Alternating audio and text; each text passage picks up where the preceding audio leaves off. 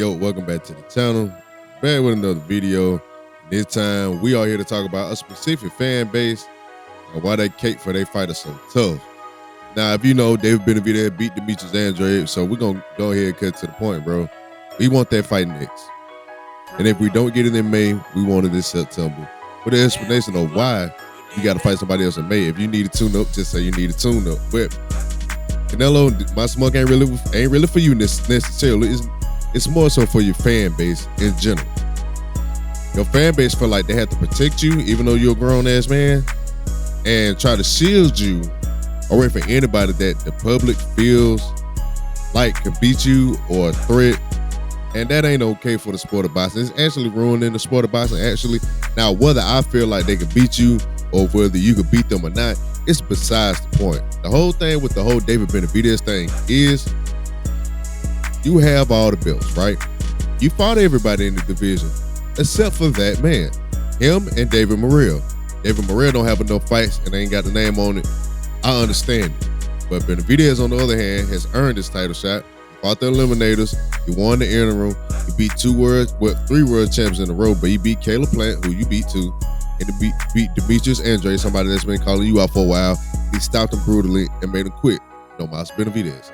But there's nothing else to do in the division, because outside of a high risk with an inexperienced Morrell, which I would love to see one day, but not right now, there's nobody else to fight, bro. Like, I wish your fan base would understand that if you don't want your favorite fighter to take on dangerous challenges in his weight class, maybe you shouldn't root for a fighter that's successful and hold a lot of titles.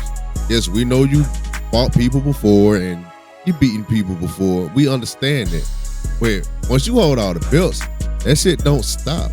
It don't stop. It's always who's next. Next man up. You done had your tune-ups already, man. John Ryder, he's a mandatory, but that's really a tune-up in reality. Triple G, that's a payday and a tune-up. And you did your Dare to Be Great thing with Demetrius Bivol.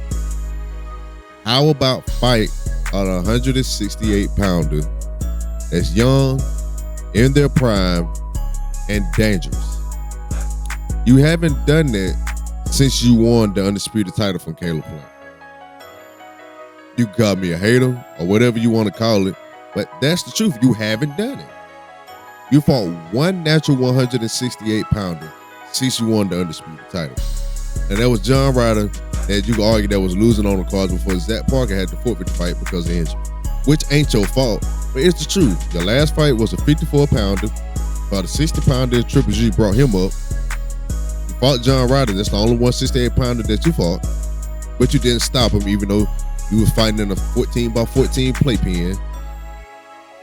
And you fought Bivol at 75. Fight the person that was once a champion at 168 that never lost it in the ring.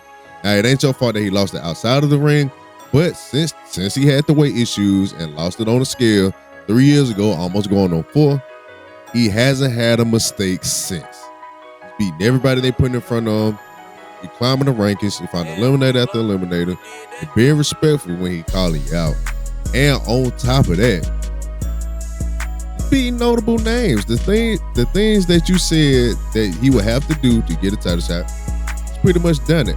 Out of all the names that you mentioned about the people that was calling you out for a fight, the only one he hasn't fought was a Jamal Charlo that's been out the ring too long for you to even give him any type of credit for it, even though you tried to fight him. But yeah, your fan base just ruining the sport of boxing. They really are. They just ruining the sport of boxing, bro. Because like, they campaign for you so hard, it's like they don't even like the sport anymore. They're fascinated with you instead of the sport. And if they want what's great for the sport, they want this fight to happen. But I know a lot of your fans that's like 35 and older see the whole Chavez Sr. and De La Hoya thing as like the writing on the wall all over again.